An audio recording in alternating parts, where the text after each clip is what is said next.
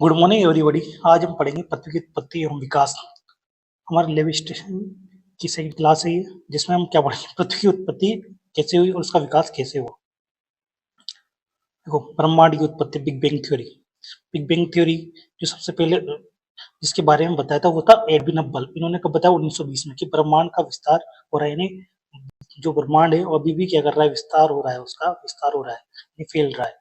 ये उन्होंने बताया था कि जो घटना हुई थी, कब हुई थी, 17.7 अरब वर्ष यानी 17.7 बिलियन ईयर अगो पहले बिग बैंग हुए थे। बिग बैंग में थे, देखो, बड़ा बैंग यानी विस्फोटक, यानी महाविस्फोटक सिद्धांत है। कौन सा सिद्धांत है? महाविस्फोटक सिद्धांत। जिससे हमें क्या पता लगता है, ब्रह्मांड की उत्पत्ति कैसे हुई, इसके बारे में पता लगता है।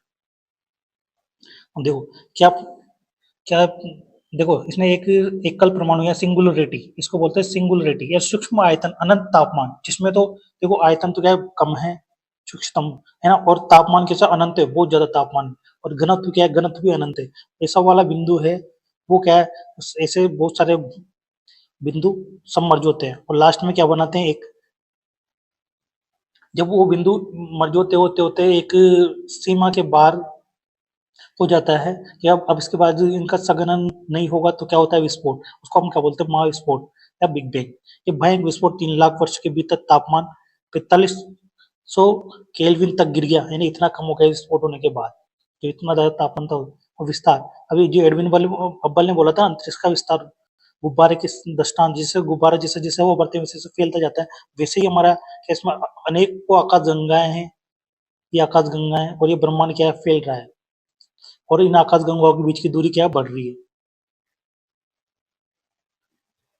अब देखो, सिद्धांत कैसे कैसे आए। देखो, पहले जो आरंभिक प्रारंभिक यानी आरंभिक सिद्धांत थे वो है निहारिका परिकल्पना, जो किसने दिया था, कांट ने दिया था और लाप्लास ने दिया था। तो उसके बाद उसमें उसमें संशोधन किया गया ऑटो स्मिथ और कार्ल विजयवाकर ने किया।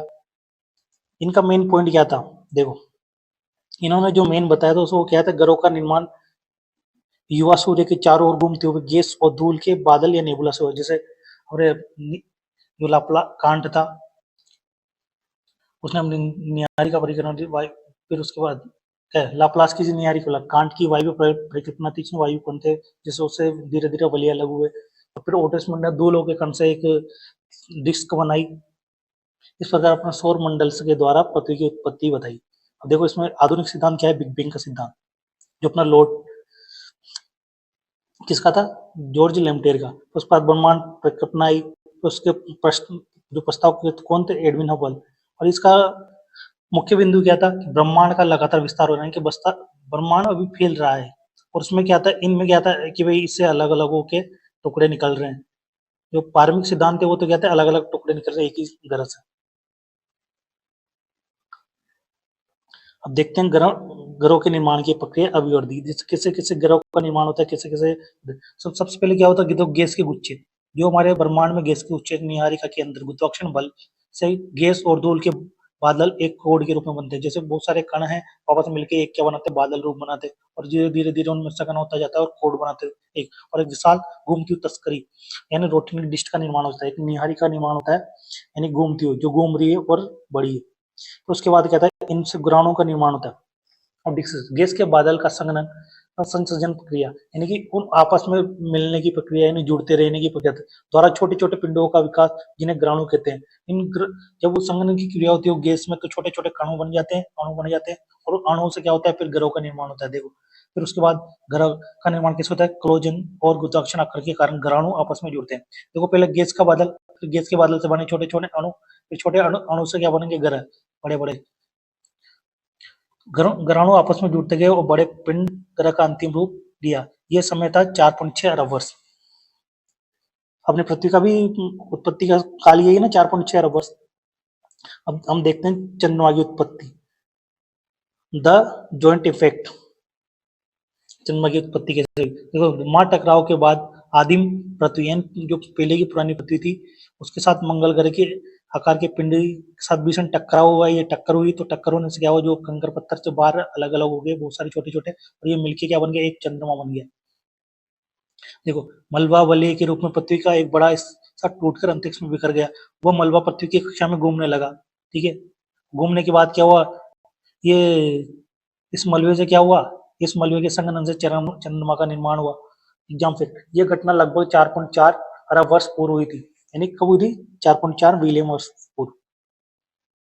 देखो इस पर स्थल मंडल का विकास, स्थल मंडल का विकास कैसे हुआ? ग्रह विविधन, जैसे देखो पृथ्वी अगर ठंडी होगी तो इसमें जो भारी पदार्थ नीचे जाएगा, हल्के पदार्थ ऊपर आएंगे। तो इस विविधन की क्रिया बोलते हैं इसको, जब भारी पदार्थ नीचे जाएंगे, हल्के पदार्थ ऊपर आएंगे। जैसे हम किसी चीज को पानी वानी को गर्म करते हैं तो जिससे गर्म पानी ऊपर आता है, ठंडा पानी नीचे जाता है, वही प्रक्रिया इसमें होगी पृथ्वी में। तो अत्यधिक देखो एक्सट्रीम हेट के कारण उल्का पिंडों के प्रभाव और रेडियोधर्मी विषय से पृथ्वी पिघली अवस्था में होती है। हल्के तत्व जैसे सिलेक्ट्रेट्स ऊपर की ओर ठंडे और होकर ठोस होते हैं, जबकि भ्रुपटी और मेंटल का निर्माण करते हैं। भारी पदार्थ क्या होते हैं? भारी पदार्थ से क्या होता है?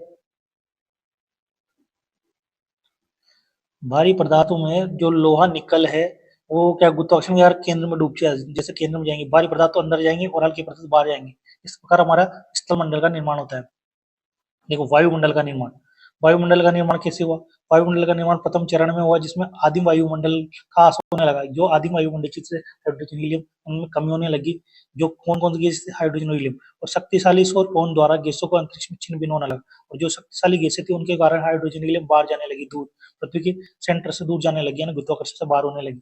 फिर द्वितीय चरण आया, पर वो गैस उत्सर्जन, जैसे जैसे द्वितीय चरण में पृथ्वी के भूगर्भ में क्रिया से गैस उत्सर्जन ज्वालामुखी क्रिया है, जिससे क्या हुआ? जलवाष्प, यानी बरसात होती रही कार्बन से, नाइट्रोजन, कार्बन डाइऑक्साइड, मीथेन, और फिर जो शैवाल कणों के कारण क्या बना? ऑक्सीजन बना। तो इस प्रकार हमारी और गैसें बनी सेकंड में। और जो थर्ड चरण था उसमें, इसमें क्या हुआ? जीव मंडल वाला संशोधन हुआ, प्रकाश संश्लेषण किया, जिससे महासागरों से ऑक्सीजन वायुमंडल में प्रवाहित होने, जो महासागरों की ओर ऑक्सीजन से वो कहाँ आने लगी? अपने वायुमंडल में। तो सबसे पहले प्राथमिक गैसें कौन सी थी? Hydrogen, helium. फिर उसके बाद कार्बन डाइऑक्साइड, कौन सी गैस? कार्बन डाइऑक्साइड, यानी सबसे ज्यादा मात्रा में कौन सी थी? कार्बन डाइऑक्साइड द्वितीय चरण में। फिर उसके बाद कौन सी होगी? ऑक्सीजन और नाइट्रोजन। जल मंडल निर्माण की उत्पत्ति, देखो जल मंडल या महासागर की उत्पत्ति कैसे हुई? देखो पहला उत्सर्जन, ज्वालामुखी विस्फोट से भारी मात्रा में जलवाष्प और CO2 का वायुमंडल में बाहर आना। अभी देखो कार्बन डाइऑक्साइड होगा और जलवाष्प आएगी, जलवाष्प आके बादल बनाएगी, बादल बनाएगी क्या करेगी? शीतल संघनन से पृथ्वी ठंडे होने से, जैसे जैसे शीतल संघनन होगा तो पृथ्वी ठंडी होने से जलवाष्प संघनन होगा तो CO2 में जुड़ के तीव्र तापमान गुलने से तापमान, जैसे अपने CO2 कार्बन के मोनोऑक्साइड से ही अपने फ्रिज को ठंडा करते हैं हम, वैसे ही ये पानी ठंडा होकर क्या होगा? बरसात करेगा, और वर्षा करेंगे तो तेज वर्षा होगी, जलगर्तों में क्या बन जाएगी? महासागर। महासागर पृथ्वी के निर्माण के 50 करोड़ वर्ष के भीतर ही लगभग 4.4 अरब वर्ष में बन गए थे। यानी कि पृथ्वी का निर्माण हुआ, फिर उसके बाद चंद्रमा का निर्माण हुआ, चंद्रमा के निर्माण हुआ स्थल मंडल, स्थल मंडल के निर्माण के बाद क्या हुआ? अपना जल मंडल। जीव उत्पद विकास या अवयवी प्रकाश संश्लेषण, जीव का उद्भव कैसे हुआ? देखो पहले 3.8 अरब वर्ष पहले रासायनिक क्रिया प्रतिक्रिया हुई, जिसमें जटिल कार्बनिक अणुओं का निर्माण हुआ। जैसे दो दो अलग कार्बनिक अणु थे, उनकी मैचिंग होने लगी और उसके कारण जीवन के निर्माण की शुरुआत हुई।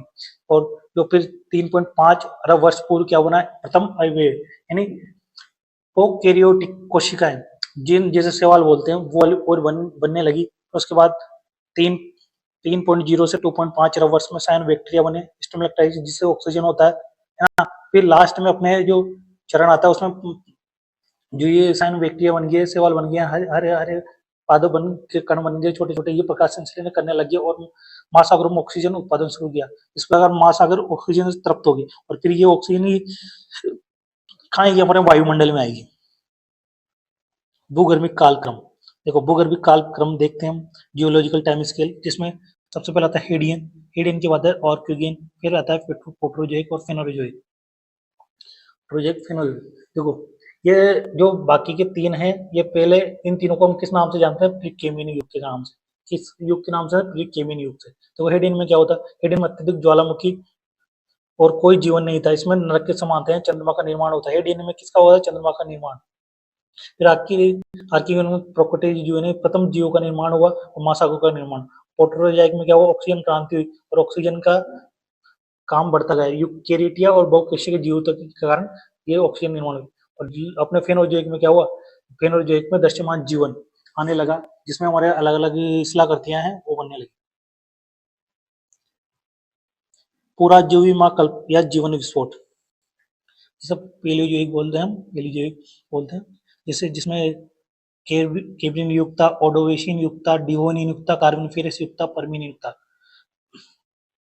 ठीक है, तो देखो कार्बन युग में क्या हुआ, जीवन का विशाल विस्फोट हुआ, अधिकांश प्रमुख पशु और फाइलम्स यानी कौदे और टेबलोलाइट्स यानी कि जो सवाल जीव है, छोटे छोटे सूक्ष्म जीव है, उनका प्रारंभ हो गया। ओर्डोविशियन और सुबेलियन, इसमें पहली भूमि वनस्पति आई, जो ये पहले कहाँ पर केवल सागर में चल रही थी गिरिन, वहां पर ऑक्सीजन बनी थी, अब ये कहाँ पर आ गई, धरती पर। पहली स्थल कोशुरुकी वनस्पति बनी ओर्डोविशियन और सुबेलियन में। डिवोनियन, डिवोनियन को हम क्या कहते हैं, मछलियों का युग, क्योंकि जो पंख विहीन युग था जिसमें क्या बनी, मछली बनी। ठीक, कार्बन फेरिस युग, कार्बन फेरिस युग में क्या हुआ, दलदल बने, और वो जो पेड़ पौधे थे जो दब के क्या कोयला का निर्माण था, विशाल दलदल कोयले के भंडार, पहले उभयचर भी इसमें बनेंगे, सर्वी परमियन युग, परमियन में था पेंजिया का निर्माण हुआ, युग का अंत था। युग के अंत में सबसे बड़ी सामूहिक प्रजाति लुप्ति के कगार पर पहुंच गई और जीवन समाप्त हो गया। आते हैं मेसोजोइक, मध्यजीवी कल्प, जिसमें सरीसृपों और डायनासोरों का युग बोलते हैं इसको। इसमें देखो पहले आता है जुरासिक और क्रेटेशियस युग। देखो ट्राइसिक में क्या हुआ था, ट्राइसिक में होता है पहले डायनासोर और स्तनधारी जीवों का विकास हुआ था, मेमल्स, जिनमें रेडिकेट जीव, उनका विकास हो गया। फिर जो जुरासिक युग में जो क्या है, डायनासोर का प्रभुत्व हो गया, पौधों पर भारी विविधता आई, जब ये ज्यादा खाएंगे तो क्या होगा, नुकसान करेंगे। और पहले पक्षियों में ऑर्कियोपिट्स का उद्यान भी इसमें होता, पहले पक्षी जो बना था ऑर्किड, वो भी इसी में आया था। फिर क्रेटेशियस युग ज्वालामुखी कारण होगा, फिर यहाँ आवर्त भी जाएंगे, और ये इसके कारण क्या हुआ, ये डायनासोर मर जाएंगे। ये सब देखो क्यों हो रहे हैं, 6.5 करोड़ वर्ष पूरे एक विशाल शुद्ध ग्रह की टक्कर से ये क्या सारे डायनासोर मरेंगे, और जीवन से 80% जीवन सभी गैर एवियन डायनासोर सहित विलुप्त हो गए, सभी जीवन विलुप्त हो गए। फिर अब अपनाता नूतन जीवी महाकल्प या एंथ्रोपोसेन प्रेजेंट, यानी कि मानव का युग। इसमें देखो क्या होता है, पेलियोजीन या नियोजीन में क्या होता है, स्तनधारी पक्षियों और घासों का तीव्र विकास होता है। प्राइमेट यानी व्यक्ति थे, आदि मानव, जिनका विकास हो गया, प्रारंभिक ह्यूमनॉइड बनेंगे, जो इनका उदय कहाँ होता है, अफ्रीका में होता। तो क्वार्टरनरी आता है, क्वार्टरनरी में क्या होता है, अपना हिम युग, जैसे प्लेस्टोसिन काल है, आधुनिक मानव बन जाएगा ये चलने वाला, पहले क्या था, आदि मानव। फिर होलोसिन आया जिसमें कृषि युग आ गया अपना, जिसमें हिम युग के बाद गया कृषि चालू हो जाएगी, इंडस्ट्री चालू हो जाएगी अपनी। फिर एंथ्रोपोसिन एक अनौपचारिक युग है, जहाँ मानवीय गतिविधियां, ग्रीन हाउस गैस, औद्योगिक क्रांति, परमाणु परीक्षण ने पृथ्वी की प्रणाली पर स्थायी प्रभाव डाला है। ये एंथ्रोपोसिन या मानव युग चालू हो गए, इसको बोलते हैं एंथ्रोपोसिन यानी मानव युग। देखो स्थल मंडल का निर्माण कैसे हुआ था, शीतलन वितरण ज्वालामुखी क्रिया से, ये। फिर उसके बाद वायुमंडल का निर्माण हुआ, वायुमंडल के संघनन क्रिया से, ठीक है। फिर उसके बाद जलमंडल का निर्माण हुआ, जो संघनन क्रिया उससे जल इकट्ठा हुआ। फिर उसके बाद जीवमंडल, फिर साइनोबैक्टीरिया, महासागर में साइनोबैक्टीरिया से जीवमंडल का। कोर इनसाइड, पृथ्वी की भौतिक और जैविक प्रणाली अलग अलग नहीं है, वे एक दूसरे के निर्माण और संशोधन करती है, यानी कि भौतिक और जैविक दोनों क्रियाएं वो एक दूसरे से संबंधित और दोनों एक दूसरे को सपोर्ट करती है।